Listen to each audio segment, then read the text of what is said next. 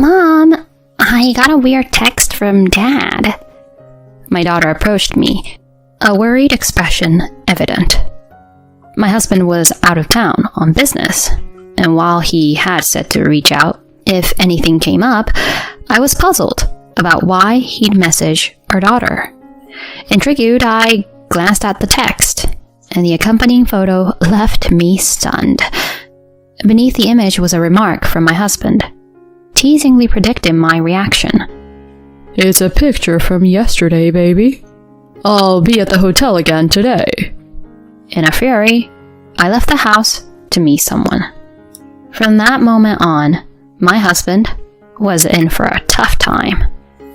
I'm Sandra, and I'm 32 years old. I have a corporate job as an executive secretary, and I'm also a stay-at-home mom. My husband, Tony, also works in an office setting and is on the fast track because of his outstanding contributions. Our daughter, Stacy, is a first grader. She's a bit of a handful at times, but overall, she's turning out to be a sweet kid. Life seems pretty good with a steady job, a successful husband, and an adorable daughter. To outsiders, it might seem like I'm living the dream. But behind closed doors, we had a problem.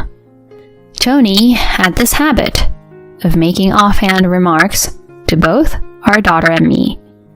What's more, he genuinely thought he was being helpful. Tony and I originally met in a college group.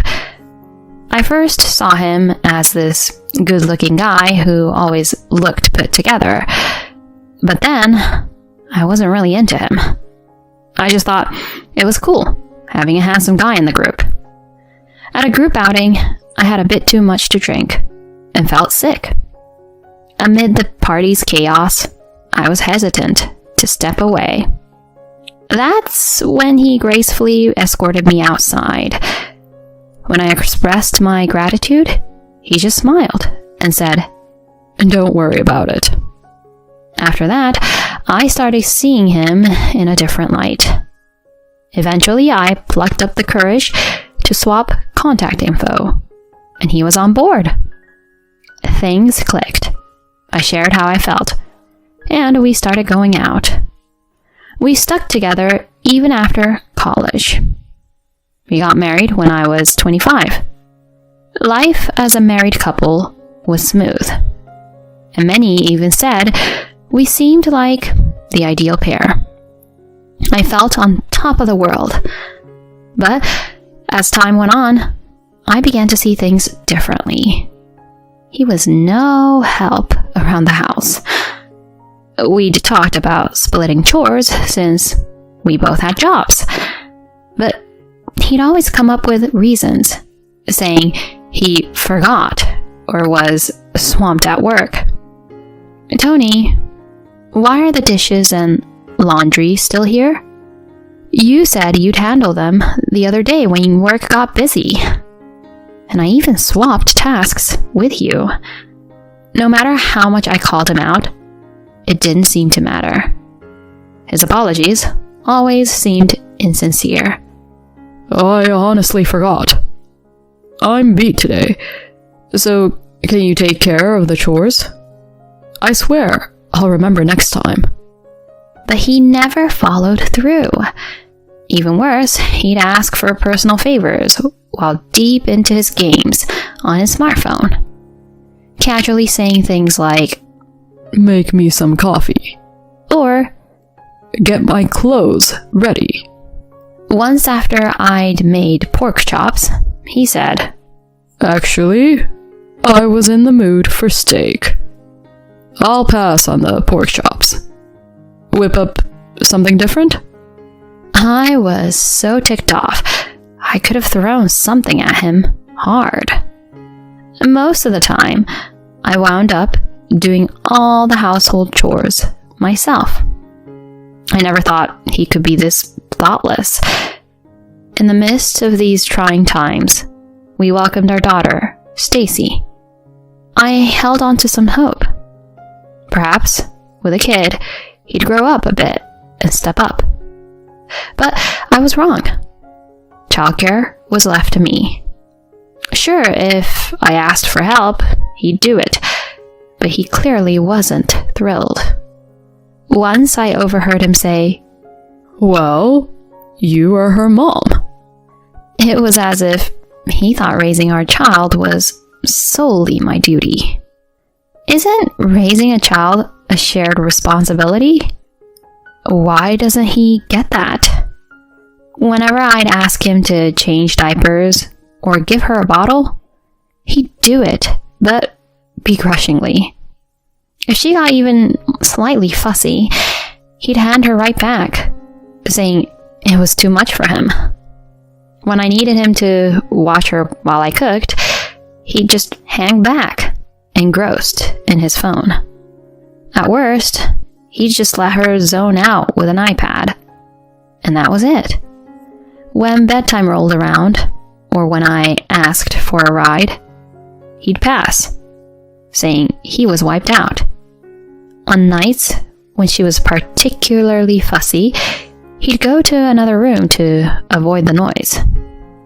And weekends, while I balanced house chores and parenting, he'd sleep in, play on his phone, and just veg out on the couch, oblivious to our crying child.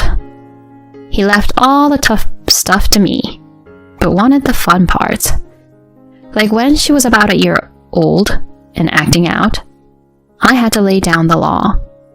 Of course, she cried, but I believed it was for the best. Seeing this, Tony nonchalantly said, "Wasn't that a bit much? She's just a kid. Kids will be kids. I think you're going overboard. As her mom, shouldn't you be more understanding?" I can't even begin to describe how I felt then. I never wanted to be the bad guy with my daughter. Even though I had tough moments with her, it was all because I cared about her future. What could he possibly know? Always taking the path of least resistance and barely participating in parenting. Throughout Stacy's younger years, I held back from confronting him in front of her. But when she turned 4, his attitude shifted. He started dishing out unasked for advice on her upbringing. I found out it was due to a TV show where a famous person's dad was talking about his parenting choices. The father said, "I enrolled my child in many activities to develop her talents." Inspired by this, Tony suddenly wanted to emulate that dad. Honestly, it seemed ludicrous to me. Sure, that celebrity might have refined some skills through classes, but their success was mostly their own making. No matter how many lessons you push on a kid, it's pointless if they're not into it. I want Stacy to have a carefree childhood. But Tony, ignoring my opinion, enrolled her in a ton of classes: piano, swimming, and ballet. And he did this without even asking me. Naturally, our little girl was overwhelmed with all this stuff when she just wanted to have fun, leading to more meltdowns. While she did enjoy swimming, she wasn't into piano or ballet. So I let her stick with swimming and pulled her out of the other two. But when he griped, saying, "Why'd you pull her from piano and ballet? If she ever goes into entertainment, she'll need those skills. You're depriving her of possibilities. If you cared, you'd have kept her in those classes." His nerve was something else. I couldn't even begin to find words that described how irritated I was at him. Our daughter never expressed interest in entertainment or showbiz. Why push these lessons on her? Later, I told him straight. I took her out because she didn't want to continue. She's only 4. Playtime with friends is more important than endless lessons for her right now. Don't drag her into your fantasies. I'm thinking of her future too. Stop making me out to be the bad guy. She didn't sign up for this. If she doesn't want these classes, I'll pull her out. Count on it. He still looked pretty annoyed. Still, he went behind my back, enrolling her in gymnastics, French, and karate. But I pulled her out when she expressed disinterest. I wished he'd stop the cycle, but he kept it up. Then, when she turned 6, he wanted her in a computer class, a half-hour drive away. By this point, I was working and couldn't manage the pickups and drop-offs. Despite me telling him this, Tony still signed her up. To make matters worse, he lied to my mom, telling her we both agreed on it, and asked her to do the driving.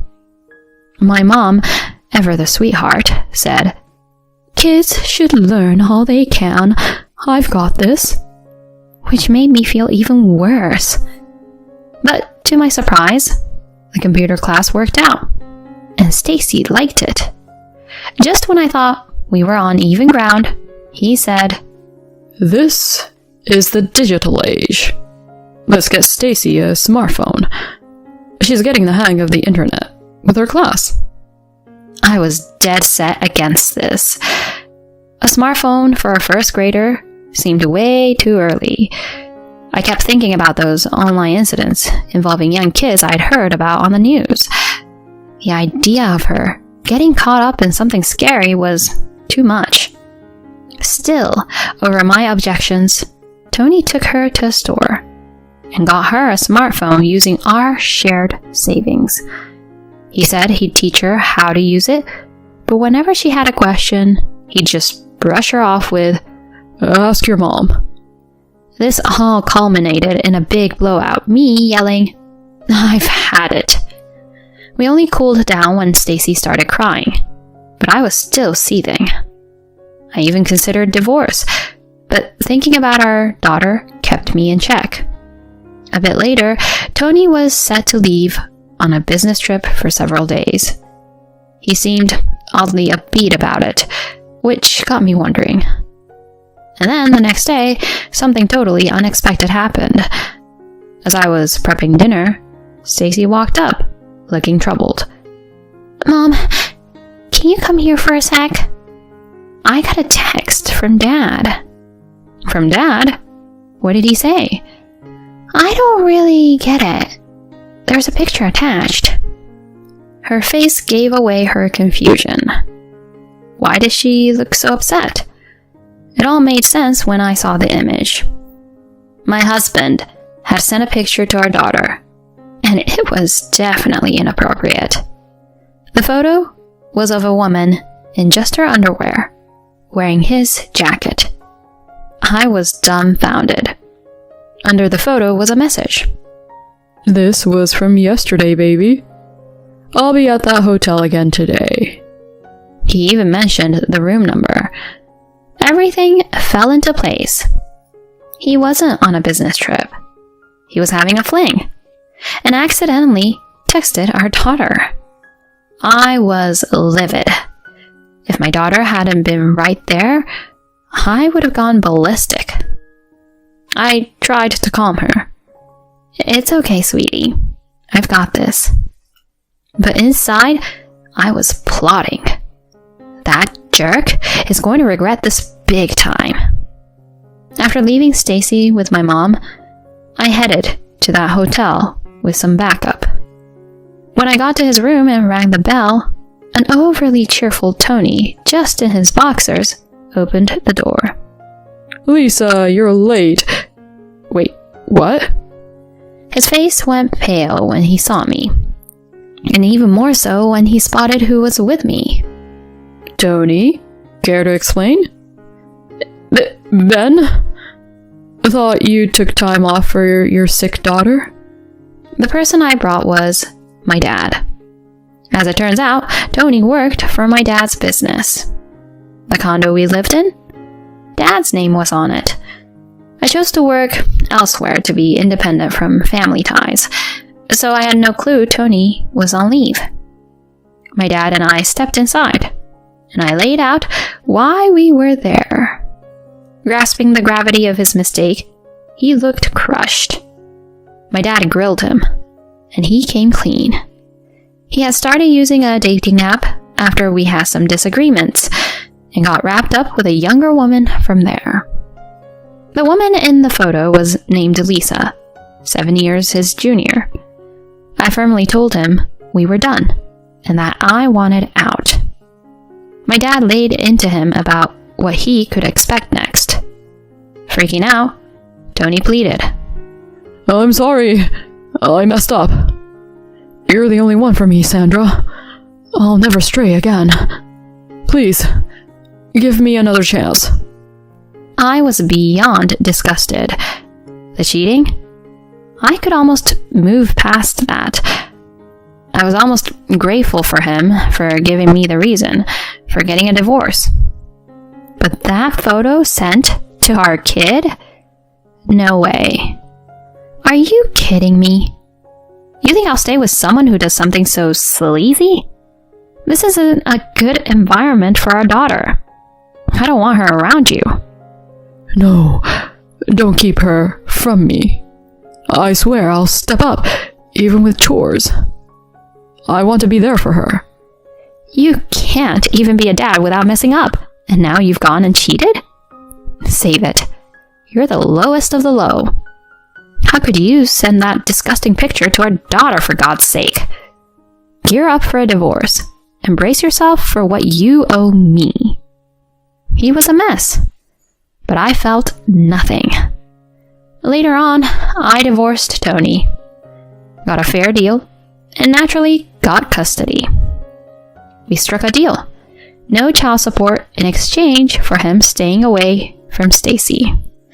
She was actually relieved, tired of his constant badgering about after-school activities. My dad, of course, let him go from the company. Word is, even his folks cut ties after learning about his affair. No one's heard from him since. Without the boost from being married to me, he couldn't get a job. But that's not my concern now. My daughter Stacy is living her best life, free from being overloaded with classes. I'm not certain what she aspires to be, but whatever she chooses, I'll have her back.